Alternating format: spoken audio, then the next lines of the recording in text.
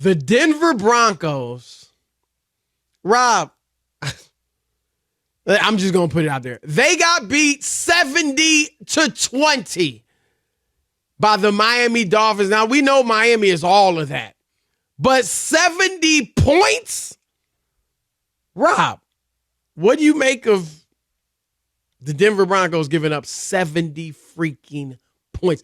I used to cover NBA games with Cavaliers under Mike Fratello, the Knicks sometimes under Jeff Van Gundy, where they wouldn't score 70 points. And here they go doing it in a football game. Your thoughts? At first, when I saw the score, I thought it was Dodger playoff pitching when I saw the score. You got a big laugh out of that. Well, he told me to get Kawhi ready, Chris. Yeah. Thank you, Alex. It sounded perfect, though. It was Thank very you. good. How'd you know that when the joke was coming? What? I usually just wait for Rob to laugh. That's right. Usually I'll laugh at it. And Rob G, can you pull that off? I got to send it to Dodger Freds. Okay. Anyway, Chris, here we go.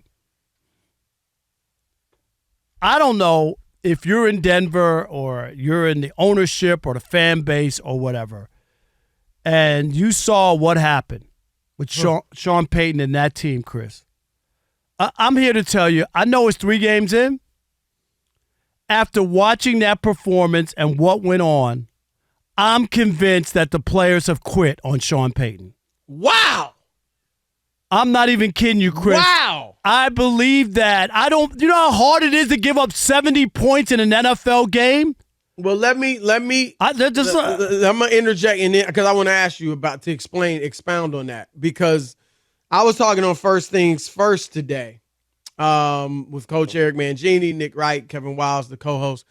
And I said, I said it looked like it, because if you look at a lot of those touchdowns, Raheem Mostert, I mean, it was 2-3 Broncos getting hands on them with opportunities to tackle them before they scored. Like, their tackling was junior high level tackling. And I said, I cannot fathom that after just 3 games, they've already quit on Sean Payton. So I get what you saw, but explain to me. I just don't see how that can happen, Rob, after just 3 games, especially with a guy that, regardless of how things are going now, has a reputation as a top-level coach. How does that? How do you think? Do you really believe that? Because I'll give you an example. It's hard for me to fathom.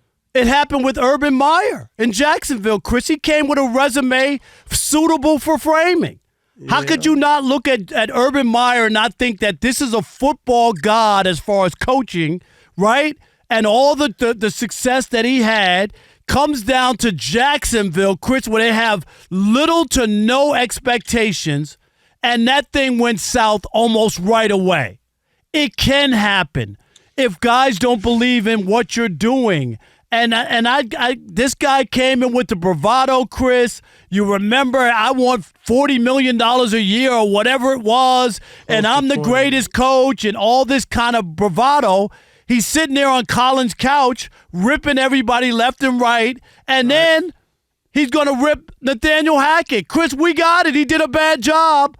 That's why, Sean Payton, you got the job, because he did a bad job, and he did one thing coaches never do.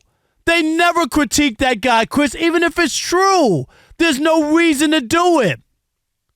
There's a thing called karma. Who's done the worst coaching job in the NFL history now? It's Sean Payton. How could he be on a team with Russell Wilson and some of the players on that Denver Broncos, Chris, that last year, had they averaged 17 points a game, would have been 9-1. You remember the start? They couldn't score to save their lives. And for that proud franchise and that proud defense to give up 70 points that easily tells me or leads me to believe that they've quit on Sean Payton. I don't even know what I was watching.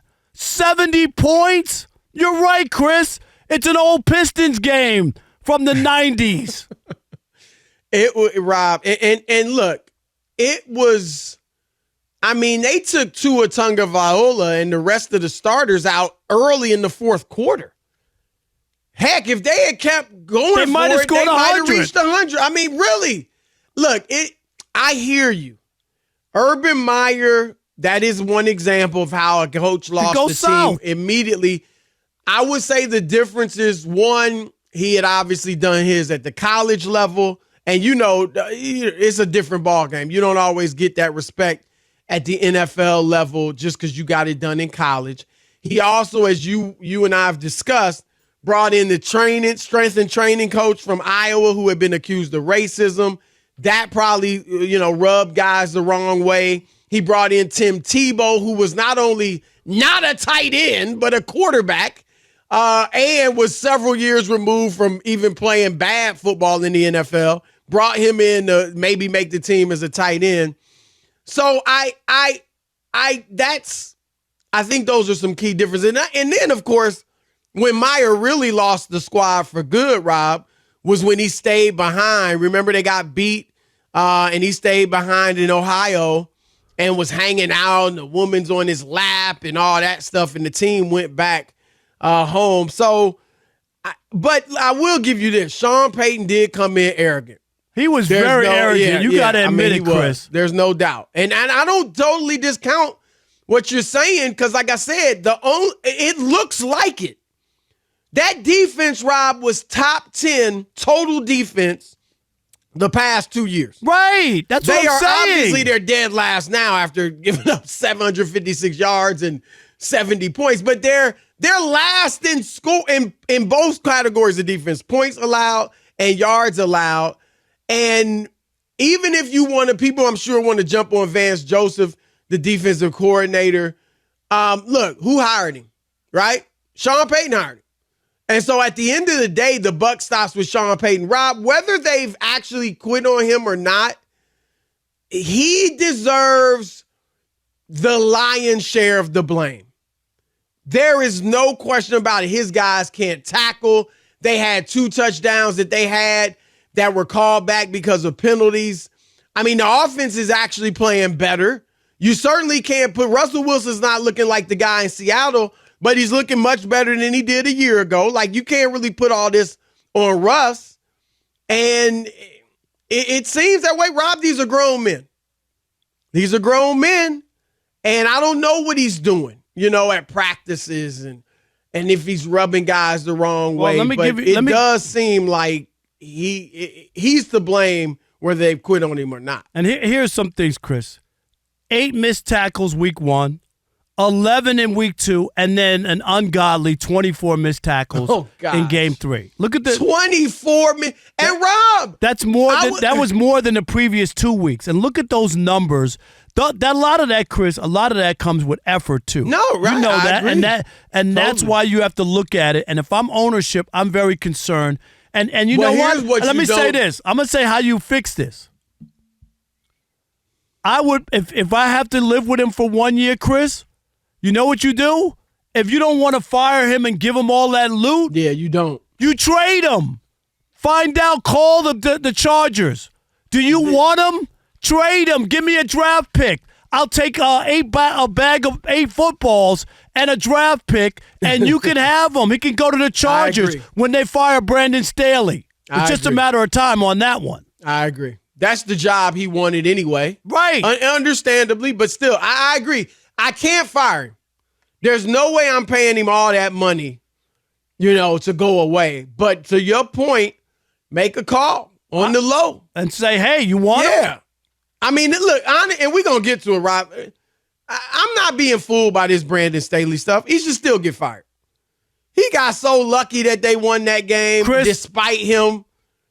We're going to get to that later, but I was going to say, and the other one, remember last year in Cleveland did the same exact thing, and the kicker missed the field goal. You remember they should have lost that game. He's lucky. Yeah, this wasn't no aberration. He just made it back. This is part of what he does.